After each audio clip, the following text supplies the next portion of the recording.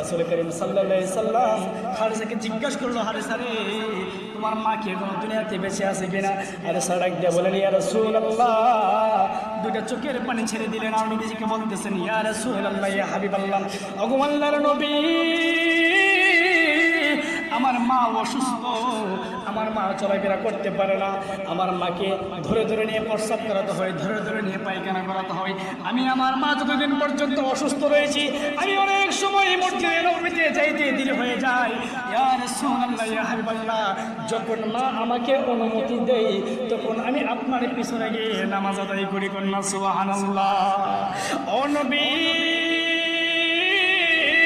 আমার মা অসুস্থ, মায়ের খেদমত আমি নিজ হাতে করে, মাকে আমি নিজ হাতে গোসল করাই, মাকে আমি নিজ হাতে প্রস্রাব পায়খানা করাই, মার শরীরের মাধ্যমে নিজ হাতে তেল দিয়ে দেই, মার চুল আমি নিজ হাতে আশ্রয় দেই।